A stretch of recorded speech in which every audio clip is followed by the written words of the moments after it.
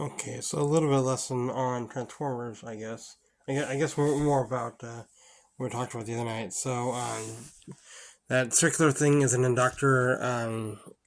That with the copper wire wrapped around looks like a donut. This one's also an inductor, smaller. But yeah, inductors have different functions. Some of them are used to slow the energy incoming so that way it doesn't damage stuff, and some of them are used to increase voltage. It's just kind of based on kind of circuitry that's used. And not all inductors look like this. Some of them look different. Some are very very small, and some are not so small.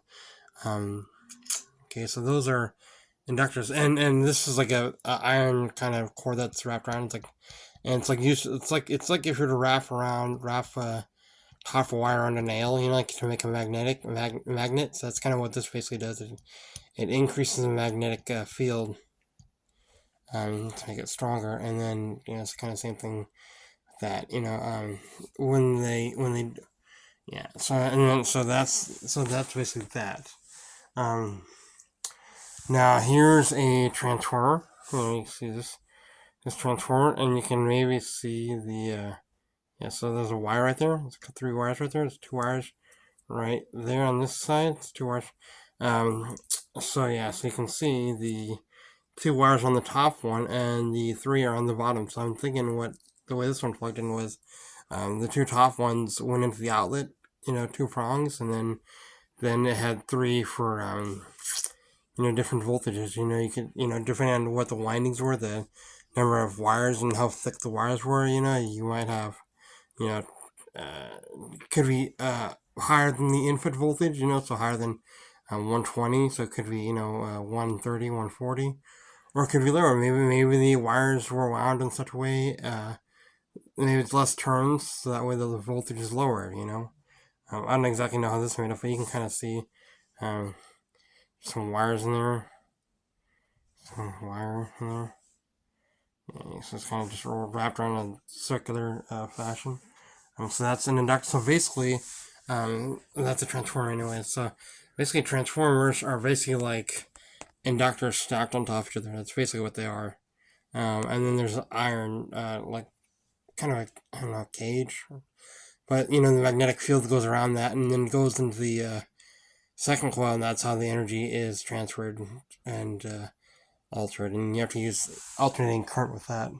Um, and then here's another transformer. As you can see, this one still has the prongs to plug into the wall. I'm not going to do it because that's dangerous and stupid. Everything's exposed, metal's a good way to get shocked, but you plug it in, to the wall, to get the 240 volts, and then it goes into that first winding, and then through the magnetic field, it goes in the second one, and that second one, I believe, is what the circuitry is connected to. So they built the circuitry like right on it, which is kind of cool. We had capacitor, a couple inductors, and those might be to slow the flow of energy. Um, those little so that tan one is a resistor, and then the ones next to it, those are diodes. And typically, if you have 4 of them around each other, like this one seems to be, then the 4 diodes they make a diode bridge, and that turns the AC current into DC. So like the battery, so instead of it alternating back and forth, it's kind of one solid continuous energy push. Looks like there's only 3 there. Could be. Maybe there's a 4th one hidden.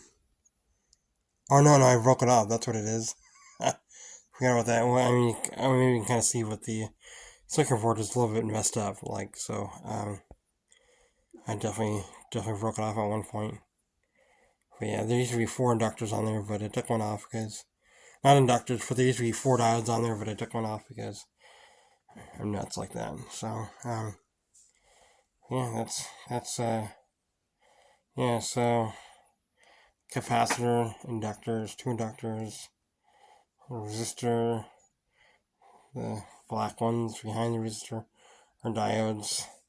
Um, Transformer with the 2 coils stacked on top of each other, and the plug, to plug into the outlet, pretty much. And then it, has a metal cage to even more easily transfer the energy. Kind of like wrapping a copper wire around a nail. So that's that. That's that one. And then I have. They make really small transformers too. I mean, this one is very small. It's that yellow one right there. It's that yellow one. I mean, the size of the difference between that one and that one. I mean, they're very small. And usually the smaller ones are for higher frequency. And when it's higher frequency switching, back and forth AC, they can be more efficient. So you don't need to stick as wire, and there's not as much heat produced with them. So that's another reason why transformers will be smaller too. So if they don't need to be thick because there's not going to be a lot of power running through them, they can make them smaller. So that's what that's for when they're smaller. But so that's that. And then I have I have a canister right here full of big transformers. I mean, these things are heavy. These things are very, very heavy. And one day I'd like to try these out, but I don't think I'm going to try them out here. Just, it's, these things are massive.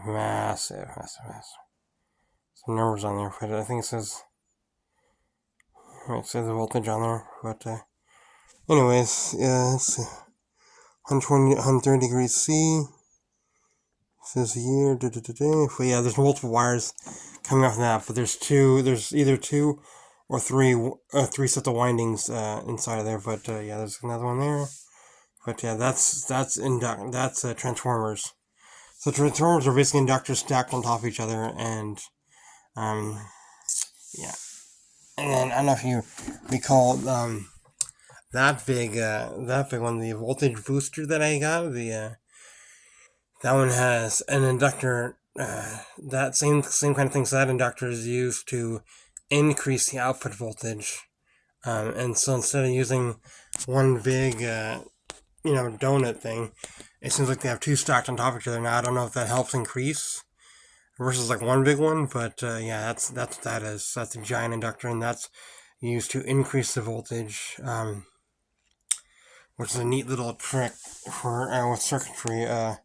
It's almost like works as a pump. Charger basically charges up the inductor, and then the inductor releases current, and then that current is stored. Or they increase like the voltage or something like that. It's really quite interesting the way it works, but I think I understand those a little bit better than buck converters. But yeah, so that's known as a step converter or step up converter or boost converter. And then these are buck converters or step down converters. So a boost converter boosts up the voltage, you step up the voltage, and step down converters step down the voltage, and they buck the voltage down. So yeah, so that's what that is. So a little lesson in